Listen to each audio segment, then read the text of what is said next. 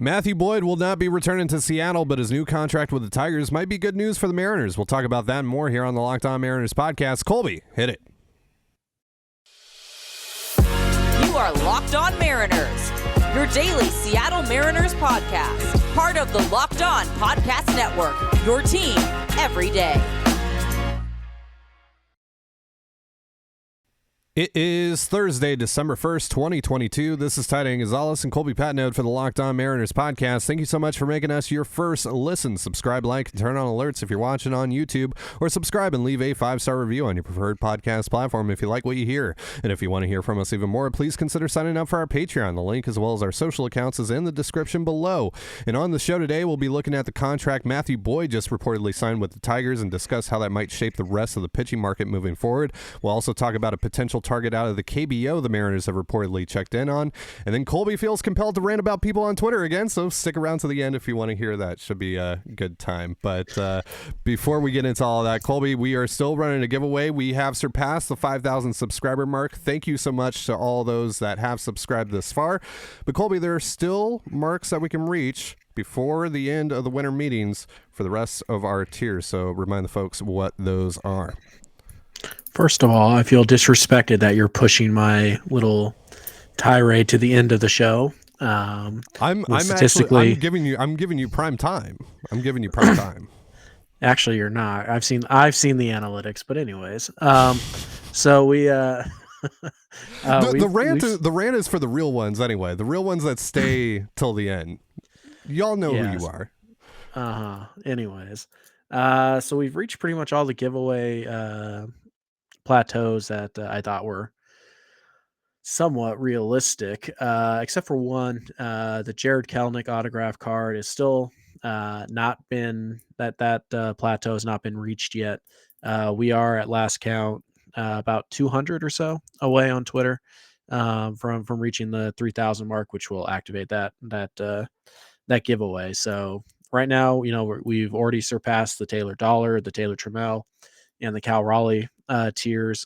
Jared Kelenic is sandwiched between Trammell and Raleigh, but we haven't reached that one yet. I haven't looked at the latest subscriber count, but I imagine it's going to be pretty darn difficult for you guys to get us past Locked On Astros here in the next 7 days. So that Mike Cameron card will be staying with me.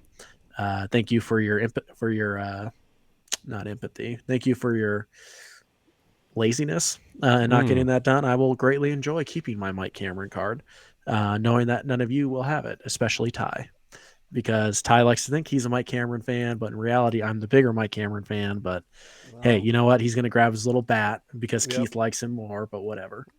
Yeah, I'm just totally not jealous. Yeah, let's just remind the folks, what does that say right there, Colby? What does that say? It says that Keith likes you better. Exactly. Yeah, and there's probably a reason for that. Maybe, you should take a moment to look inward, I am who I am.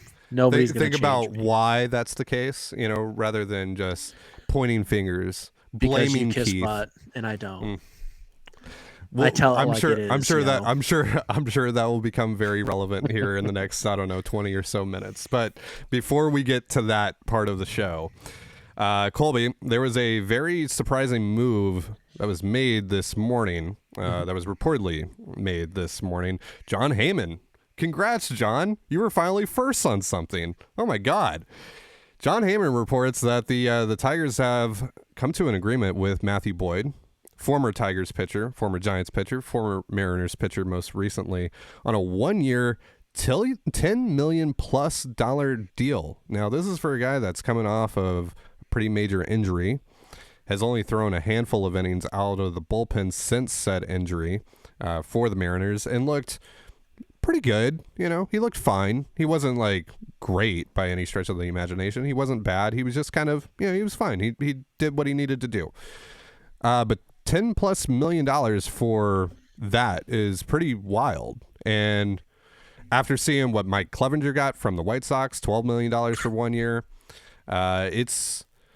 this pitching market, especially the secondary and tertiary levels of it, are starting to shape up pretty favorably for the Mariners and possibly their hopes of trading Marco Gonzalez and or Chris Flexen, right?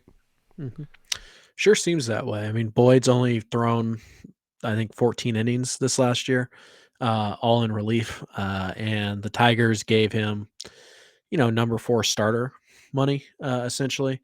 It is $2 million more than Chris Flexen is going to make. It is 3.5 million more than Marco is going to make this year.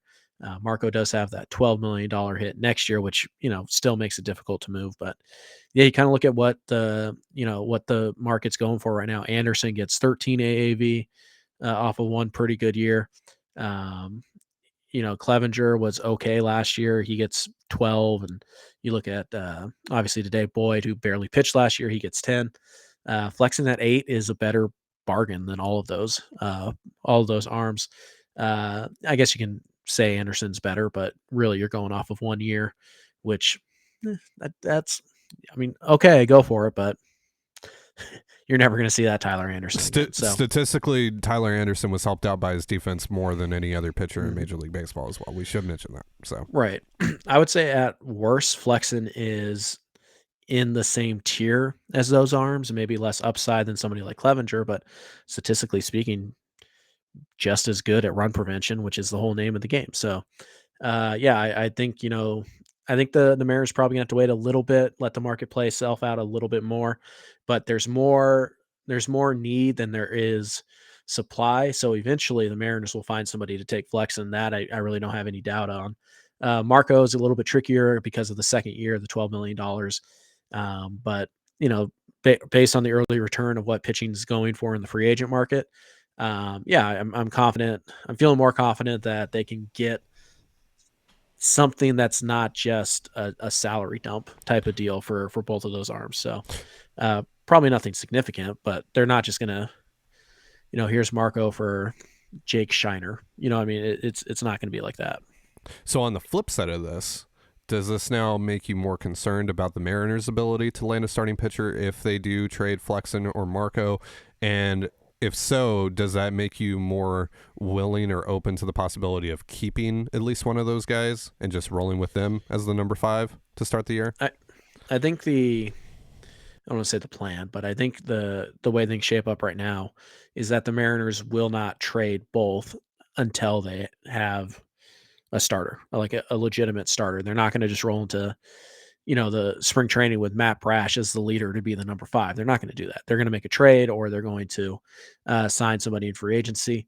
I don't think this is the type of market the Mariners were going to sniff around anyways. These are mostly 5s in the Mariners rotation. I think if they are going to spend money on pitching or trade assets, I should say as well, I think it's going to be for somebody they believe can pitch in the top half of their rotation.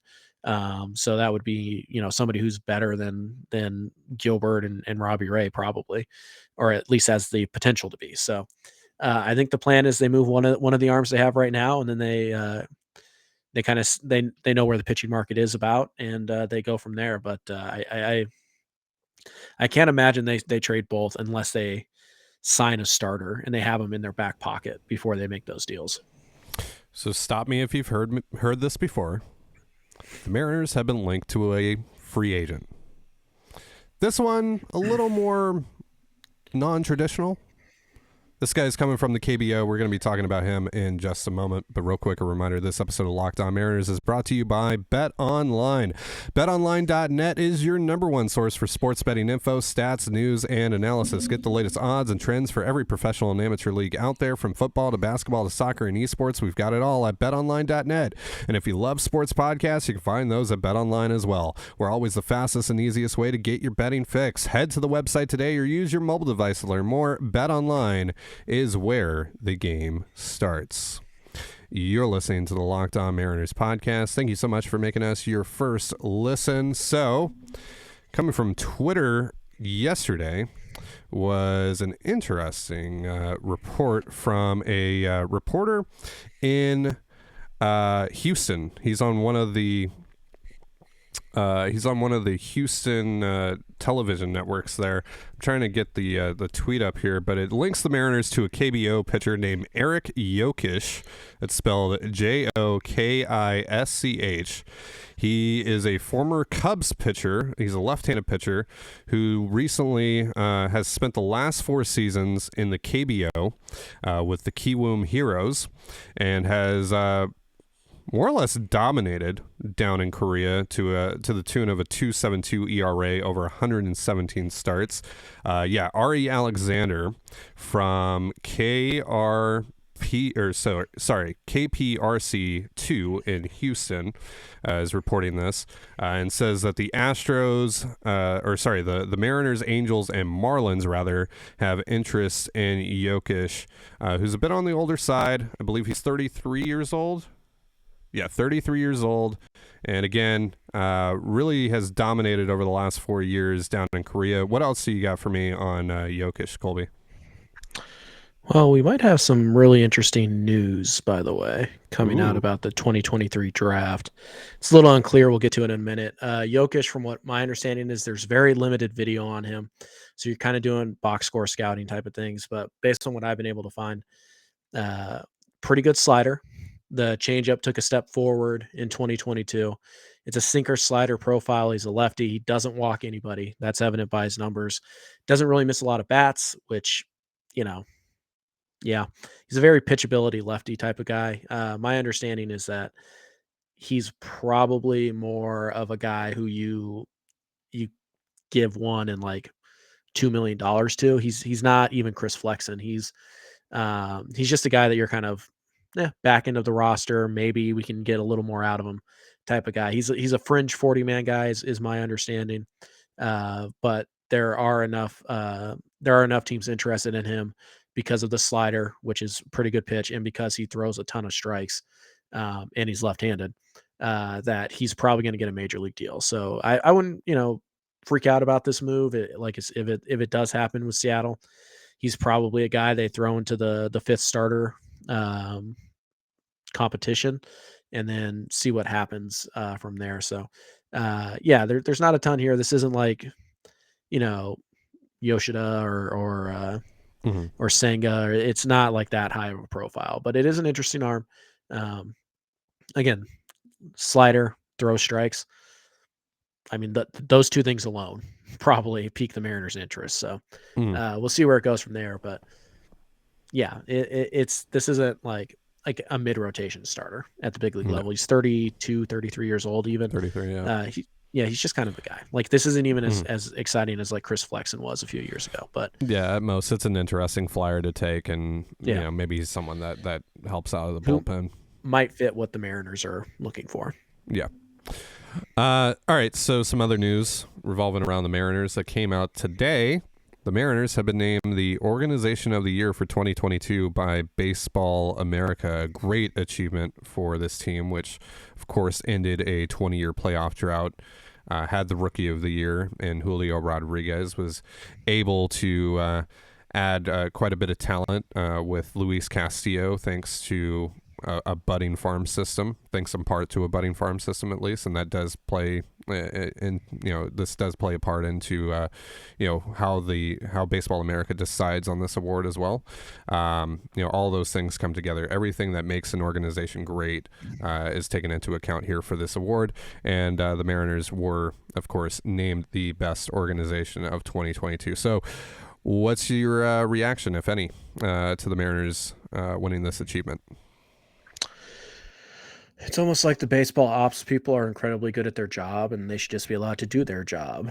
Funny things happen when you just let the baseball people do the baseball stuff, and they're pretty good at it. Baseball America is an independent organization. They don't, they're not paid by the Mariners to say they're the best or anything like that. Do I think the Mariners are the best run organization in Major League Baseball? No. Are they in the top 5 to 10? They're certainly getting there if they're not already there. So yeah, just a recognition, and it's not hard to look at what that organization did. They're one of, I think, 5 teams to win 90 games in the last 2 years.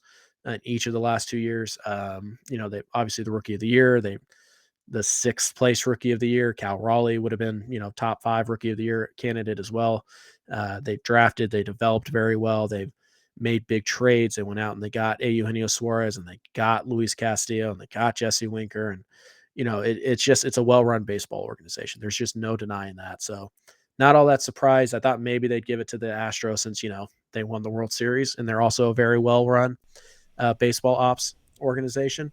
But yeah, it's well earned, and it's cool. I mean, there's no like real value to it. It's just the opinion of Baseball America, but it's cool. So yeah, I would just kind of leave it at that.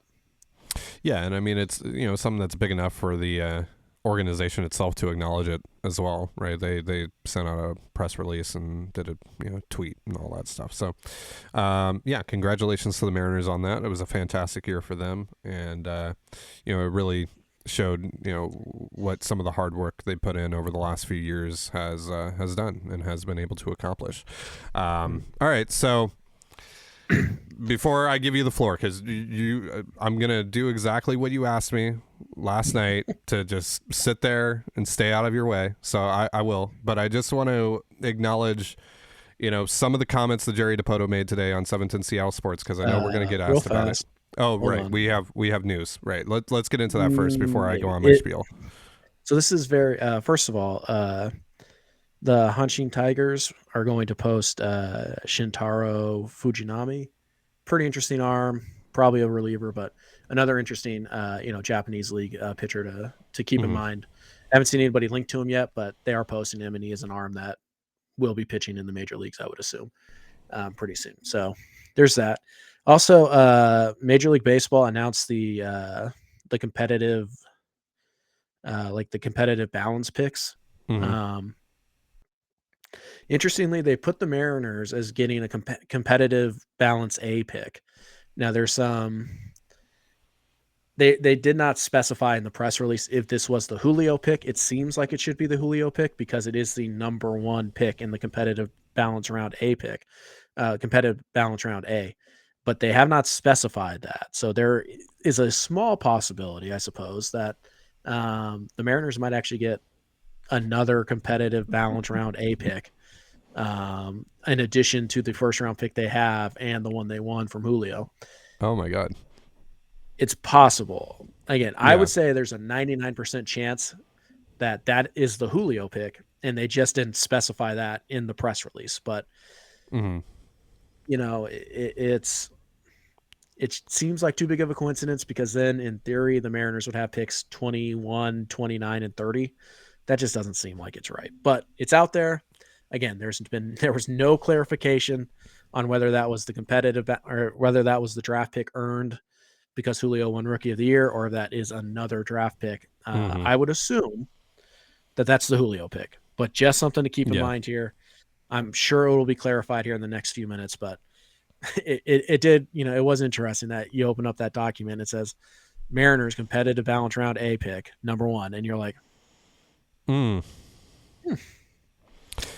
yeah, without a mention of Julio. So that's the thing, right? Is like, I'm pretty sure the pick is just a competitive balance round A pick, but they also call it something different, right? They call it, what is it? The PIP or something like that.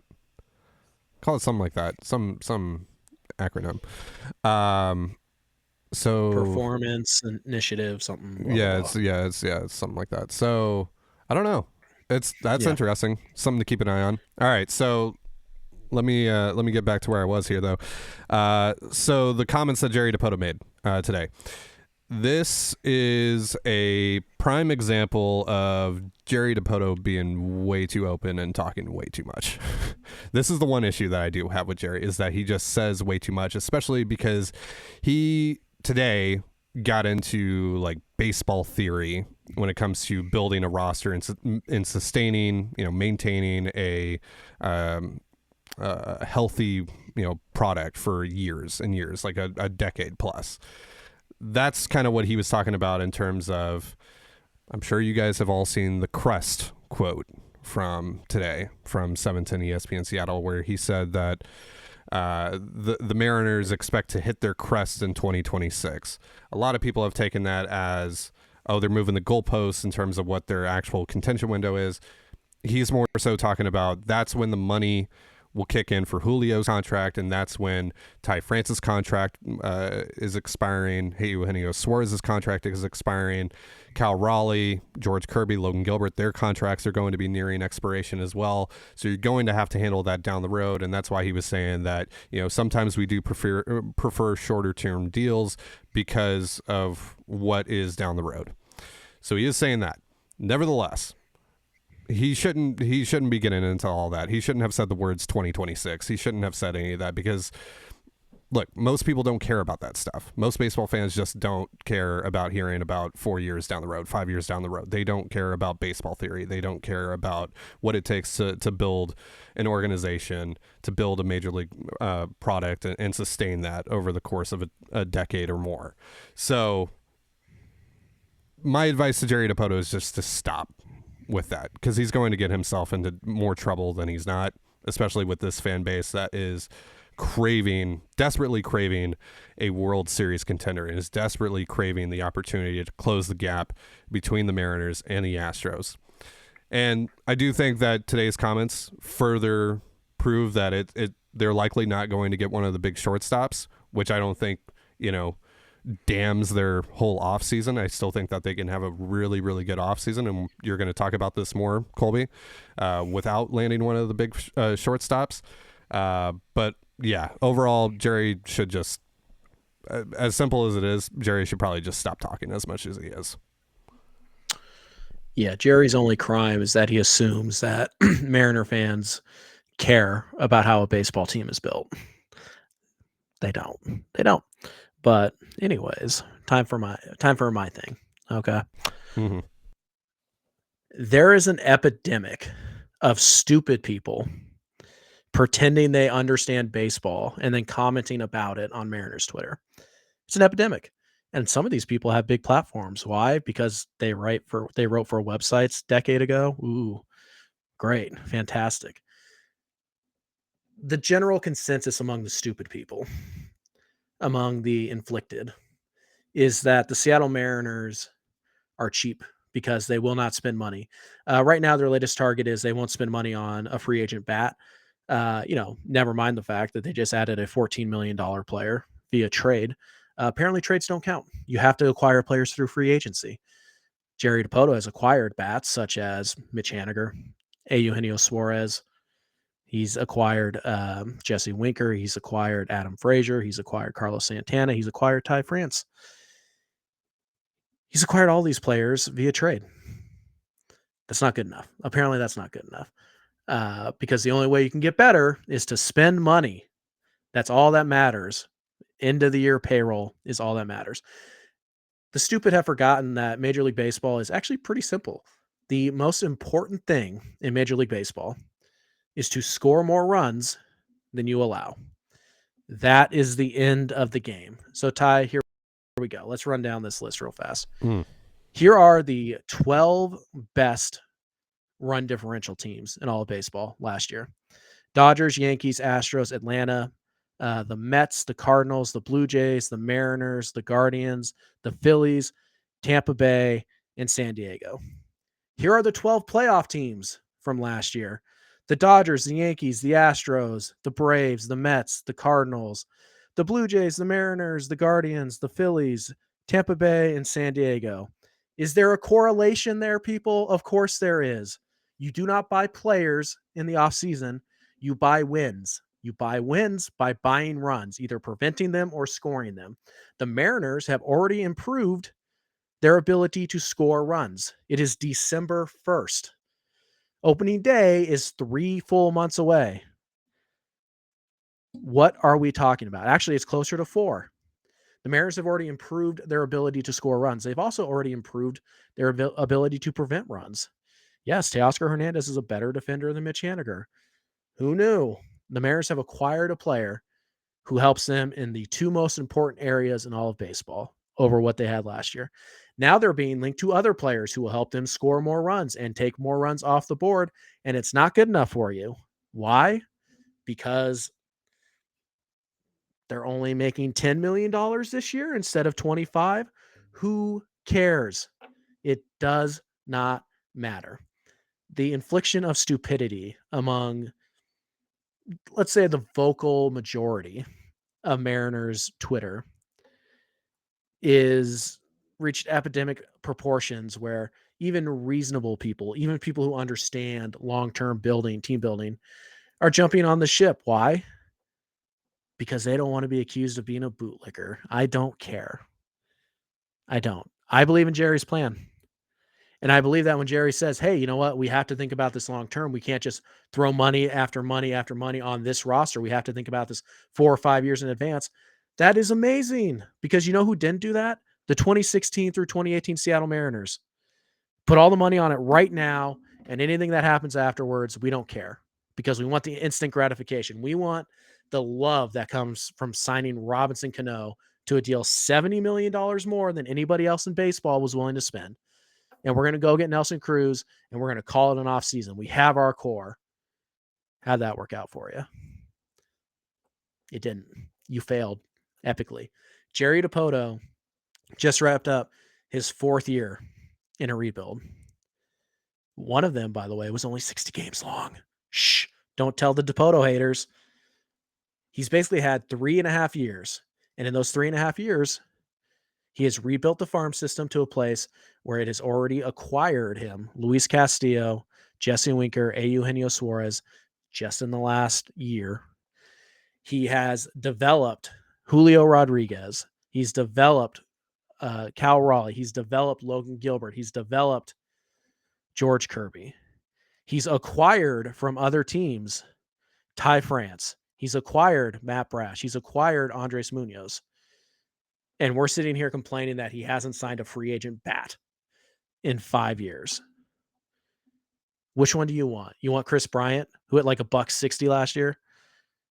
You want Trevor Story, who put up a 100 WRC plus? Really? You're going to complain that he only spent $14 million on Teoscar Hernandez. You're going to complain that he got Julio Rodriguez to sign the biggest contract in baseball history, that he went out and he got Luis Castillo. He outbid the Yankees for Luis Castillo and then paid him. And you have the nerve to complain that he's sitting here going like, you know what?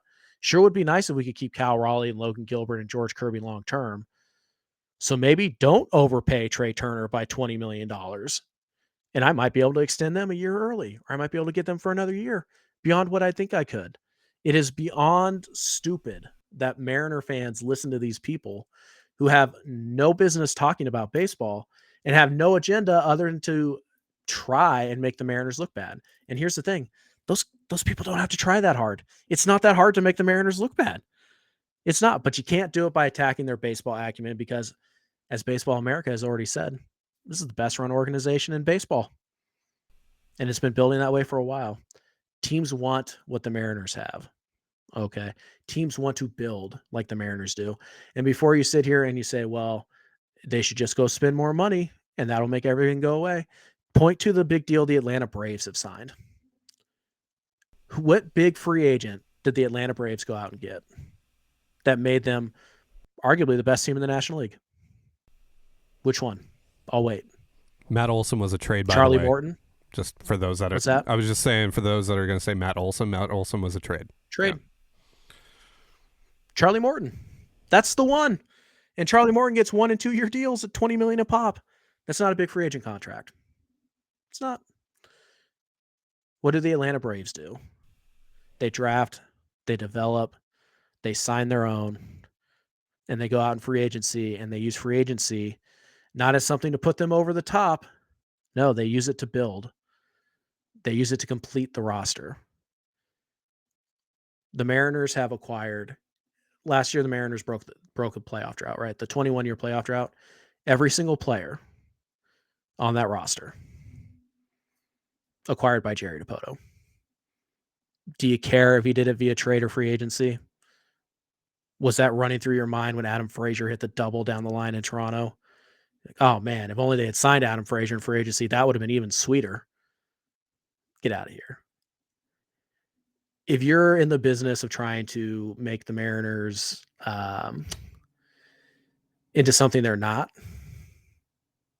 it's shameful. It's shameful. It is. There's no place for it. The Seattle Mariners have a lot of warts.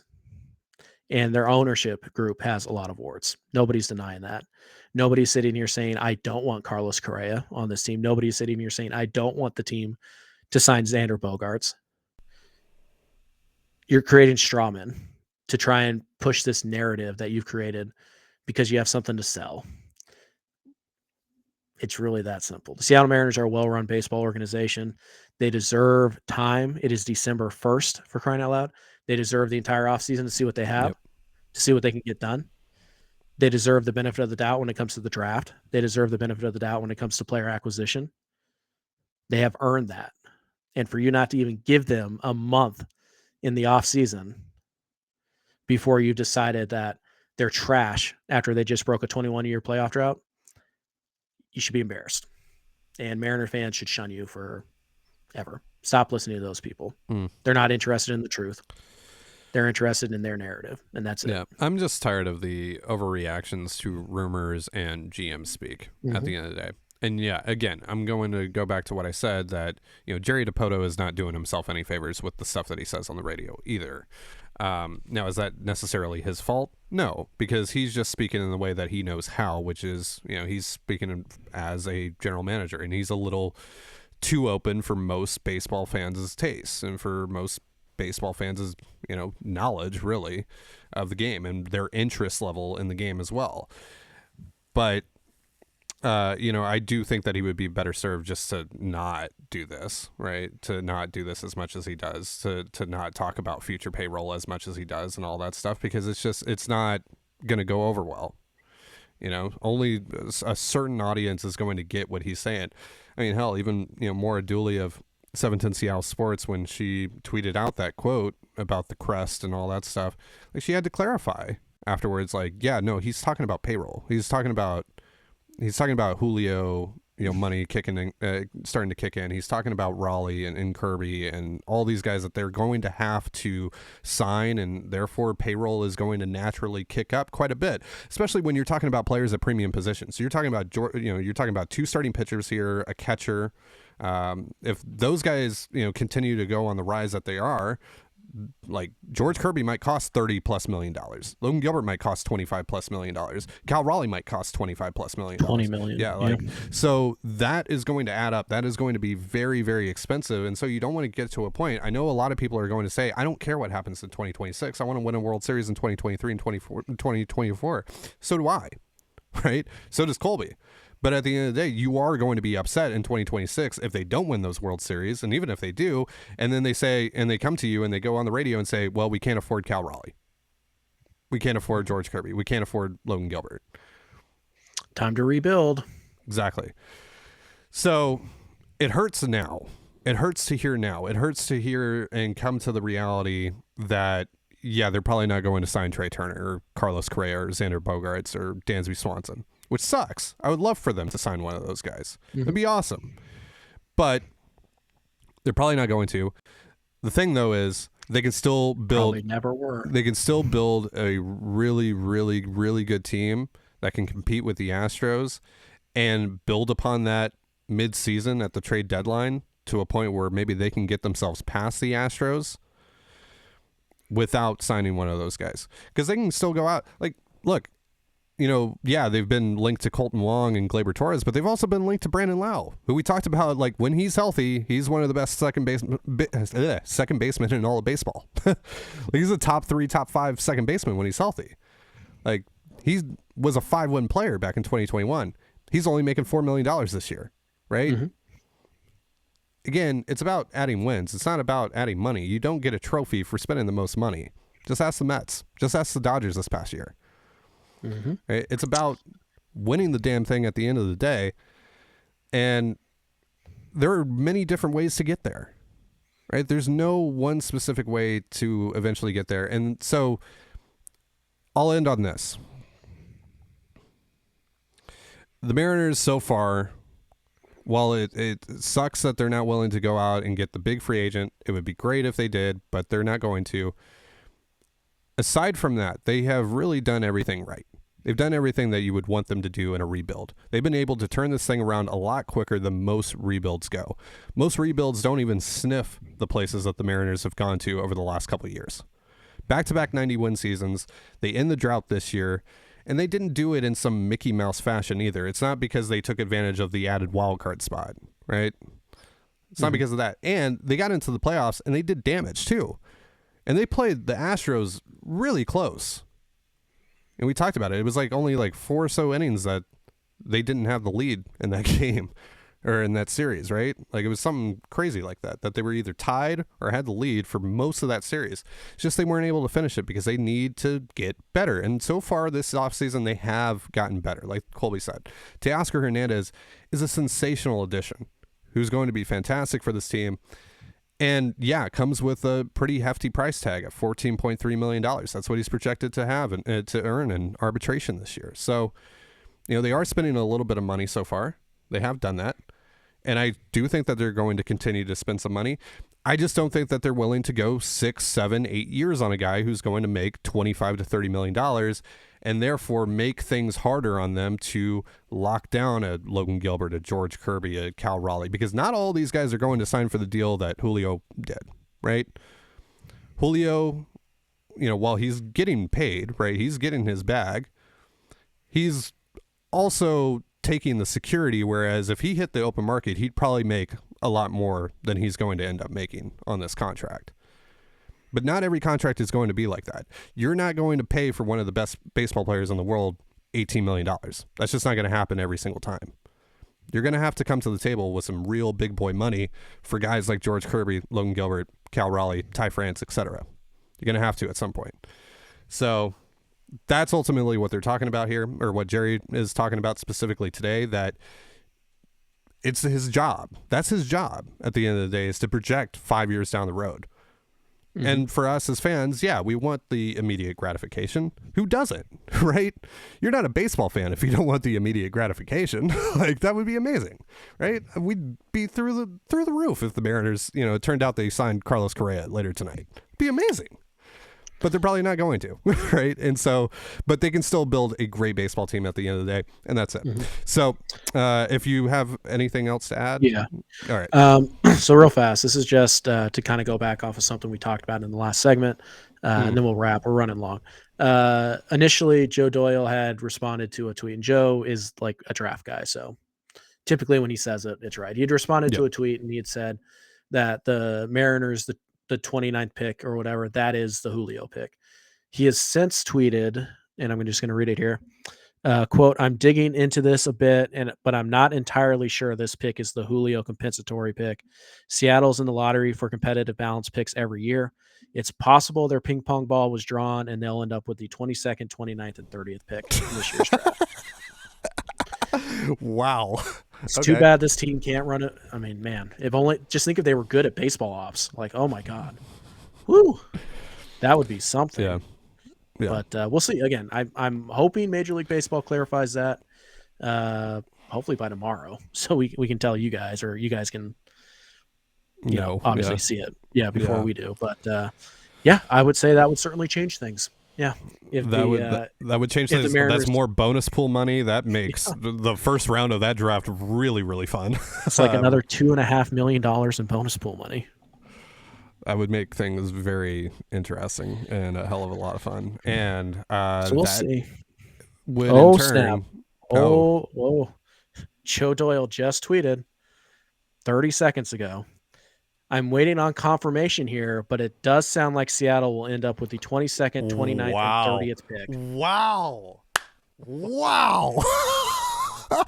Wait for confirmation, but Joe, he's not making this up. He's hearing this from somebody. Yeah. So I trust Joe, minus when he talks about Dylan Moore. But other than that, I trust Joe a lot. So maybe tomorrow. I'm assuming by tomorrow's show, we will be able to confirm, or we'll just tweet it out at that point. But right. Yeah, guys, the Mariners probably just have, in their first 3 picks, they're going to have roughly $8 million to spend on the draft, just in the first 3 picks. Yeah. And this also gives you more reason to go after a qualifying offer guy. Just saying. Yeah. Mm-hmm. Just saying. So, yeah. And also, none of those picks can be taken away from you, correct? Right? So... no, because they're a competitive balance. Yeah, it would be your third highest native pick, which for the Mariners would still be their 3rd round pick. Oh, also important, I should note. Mhm. And again, I know we're running long. So last thing, Ty, get ready. After I Yeah. finish this sentence, you wrap this episode. All right, I will. Competitive balance round picks are tradable. And it is assumed that the bonus pick for Rookie of the Year is also tradable. Mariners might have 2 first-round picks that they Chills. can throw around in trade talks. Chills. All right. Well, I'm gonna go look a boot after this, but that's gonna do it for our show. Thank you so much for joining us here on the Locked On Mariners. Yeah, right. That's correct. Silly me. I'm the Canadian half of this. I'm the Canadian half of this show as well. So, look at me. I'm not doing my part. For Colby Patnode, I'm Ty Gonzalez. Be sure to give us a follow on Twitter at LO_Mariners. Jesus. You can follow me at Dane Gonzalez, CANEGNZLZ, and Colby at CPAT11. That's CPAT11. You can also find all that stuff in the description of this episode. And thank you again for making us your first listen. Now for your next listen, check out the Locked On Sports Today podcast featuring the biggest stories of the day, plus instant reactions, big game recaps, and the take of the day. It's available on the Odyssey app, YouTube, and wherever you get your podcasts just like us. And with that, have yourself a beautiful baseball day, and we'll see you tomorrow for Fan Fiction Friday. Peace.